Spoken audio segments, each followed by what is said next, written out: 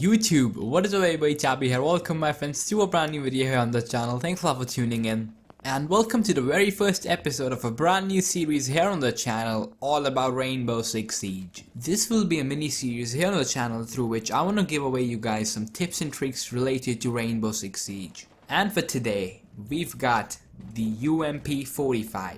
UMP45 is indeed a submachine gun which is available to two defensive operators, namely Castle and Pulse.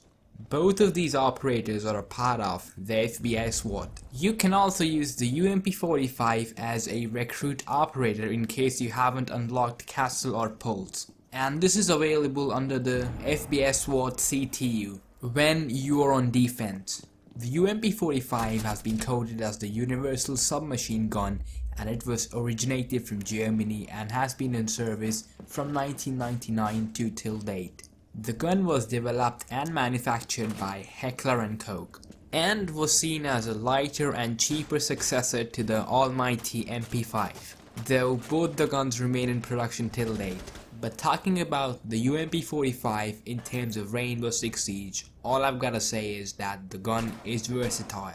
The famous saying, "Jack of all trades and master of none," is very much applicable for this gun. I mean, it is just good at everything but not perfect at a particular thing. But let's then get into the numbers and talk about the stats on the gun. So, it will deal 38 damage for each bullet that you hit. That is obviously excluding headshots, because as you may know that within Rainbow Six Siege a headshot is a one-shot kill. After hearing that 38 damage per bullet, you may think that the UMP45 will bring down the enemies in 3 bullets, right? Well, wrong. And the simple reason as to why this 38 damage does not translate into a 3-bullet kill is because Rainbow Six Siege is a dynamic game. You will be facing enemies with a 1-bubble armor, or a 2-bubble armor, or a 3-bubble armor. To add to that, the body multipliers also work differently and work in a way they're supposed to work. So you will be more lethal if you're aiming for the chest or the upper abdomen as opposed to if you're shooting your enemies in their legs. And finally, destruction is a major part of Rainbow Six Siege, so many a times you will be shooting at your enemies through walls or windows or any other obstacle for that matter. Thus, the in-game damage, which shows a 38 straight up for the UMP45, means nothing. With all these variables, which we definitely gotta take into consideration, the 38 number that you are shown in-game is just completely useless. Then, with all of my experience with Rainbow Six Siege and with using the UMP45, I can conclude that the gun will always be a 3 to a 6 shot kill, and more often than not a 4 shot kill considering everything that I previously mentioned. If you decide to use the suppressor barrel attachment, all I've gotta say is that you gotta tone down that damage a whole lot ton. Make that 3 to 6 shot kill a 4 to a 7 shot kill, and more often than not I'd say a 5 shot kill. Only if you think that you're accurate and you can accurately almost always land that headshot should you be using the suppressor barrel attachment. The gun has an average rounds per minute of 600, which I'd say is mediocre, but it is something that you can get used to. Moreover, a relatively low fire rate would mean less recoil, so it's a win-win situation.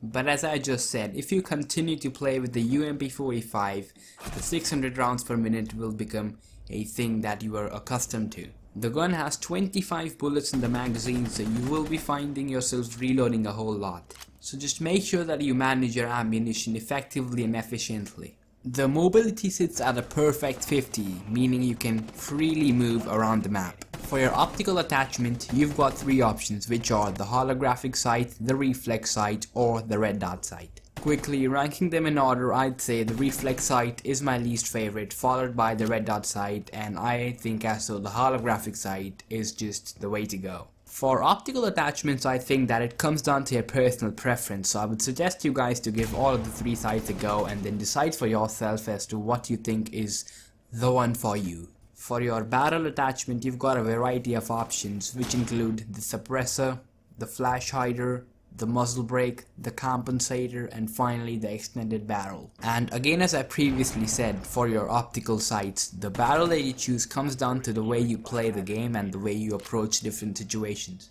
Personally for me, the extended barrel has proven successful, but that might be something which doesn't go right for you, so as I said, for the optics, give every barrel a go and then decide for yourself. To help you a little bit, all I'd say is that if you think you've got good aim and you can land that headshot, use the suppressor. If the muzzle flash really irritates you and is something that puts you off your target, use the flash hider. If you want to tone down that overall recoil, use the muzzle brake or the compensator. Or if you're like me and you want to increase your maximum potential damage at range, then use the rifle barrel. And finally, for your grip attachment, you get the option between the vertical grip or the angled grip. As for a submachine gun, it's all about getting in that close quarter combat area. I feel as though snapping onto your target and getting the first shot off of your gun is really important, and that is the reason why I would suggest you guys to go with the angled grip. You see, with the vertical grip, it helps you to tone down that recoil so that you can be more precise and your accuracy can be better. But as I said previously, and as you learned as well, the UMP45 has a fire rate of 600 rounds per minute, so recoil isn't a huge deal, and having the ability to aim down sights quicker will definitely prove beneficial in the long run.